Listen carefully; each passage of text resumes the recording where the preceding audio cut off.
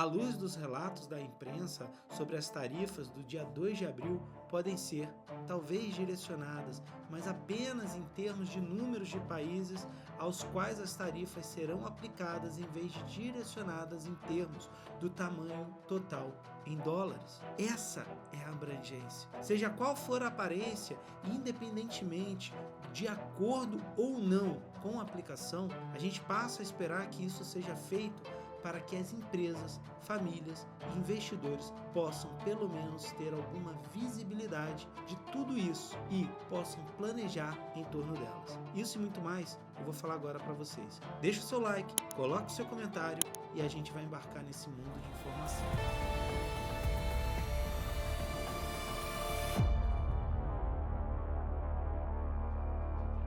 Não há mídia e nem média de resposta sobre o dólar, já que o DXY caiu 0,15% e ainda está perto de devolver todos os seus ganhos pós-eleitorais. Quando a gente fala isso, a gente começa a observar que o dólar canadense e o peso mexicano subiram um pouco em relação ao dólar, enquanto o yuan offshore chinês está estável em resposta de tudo que vem acontecendo. Desde a eleição, o dólar canadense e o yuan chinês são realmente as únicas duas moedas que estão notavelmente baixas em relação ao dólar americano. O resto está praticamente estável, incluindo o peso mexicano. Eu argumentei muitas vezes que os movimentos reais no índice de dólar americano foram mais influenciados pelo fluxo estrangeiro de entrada e saída das ações causadas pela Mag 7, as 7 magníficas, à medida que se tornam um ativo de reserva global, e isso vem impulsionando.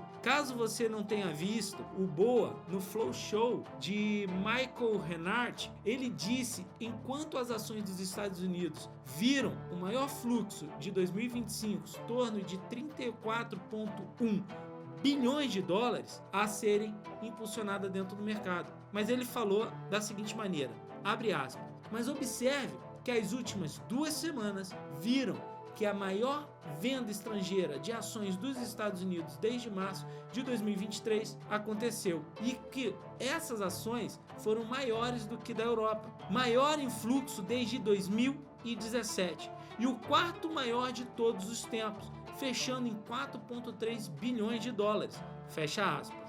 Os investidores descobriram outras escolhas que não estavam observando. Continuamos a ter a exposição específica de ações internacionais na Europa, Japão, Hong Kong, Singapura e Vietnã, mas recentemente no Brasil, e isso que abre um parêntese muito importante. Também passamos a observar títulos em moedas locais de mercados emergentes ganhando proporcionalidade de interesse estrangeiro. E há muitas ações baratas e de valor nos Estados Unidos que foram chutadas para o meio-fio e passam a dar gosto para o mercado como opção de pichincha, incluindo ações de commodities como petróleo, gás, urânio, metais preciosos, metais agrícolas e indústrias dentro desse grande portfólio. Aquele manual que funcionou tão bem nos últimos anos, principalmente com as 7 ações dos Estados Unidos que vinha proporcionando ao mercado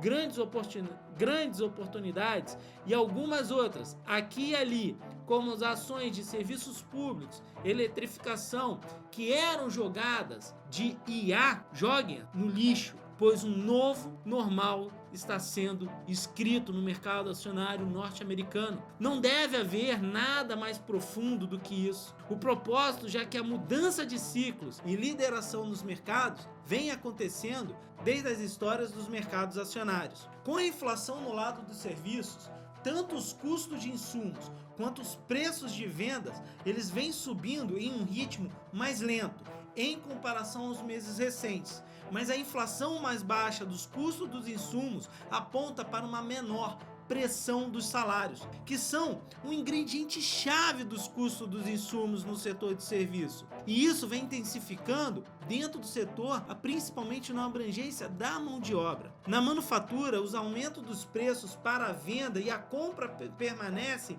moderados, ajustando esse caminho para um custo de energia em declínio. Fed prejudica poupadores, dentro de uma maneira de controlar o rácio. Vou acrescentar isso enquanto debatemos o que o Fed fará com as taxas de juros de curto prazo. Os poupadores, particularmente os baby boomers, que são assim chamados dentro do mercado, se beneficiaram enormemente de uma renda de juros mais alta com taxas mais altas. Isso foi reduzido um pouco em mais ou menos 100 bps desde setembro passado. E se o Fed começar a cortar novamente, embora seja bom para alguns tomadores de empréstimo, impactará negativamente a renda de juros. Tome $1 milhão de economia, como por exemplo, quando a taxa dos fundos federais estava no seu pico antes do corte da taxa de 50 bps, em setembro mais ou menos, ou por volta disso, ela estava gerando cerca de $50 mil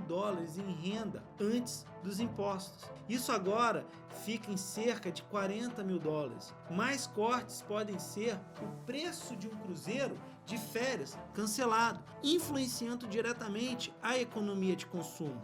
Por fim, eu vou deixar aqui para vocês um gráfico do cobre, do contrato futuro contínuo dele. A gente passa a observar que ele atingiu novos recordes hoje, e isso nos traz uma clareza, que o mercado busca um caminho alternativo, além do ouro e da prata, para estar se lastreando e buscando segurança. E o dinheiro está indo para uma outra ponta que ninguém está olhando. A gente se vê dentro da nossa sala secreta. O link está aqui embaixo da descrição e eu te vejo lá dentro.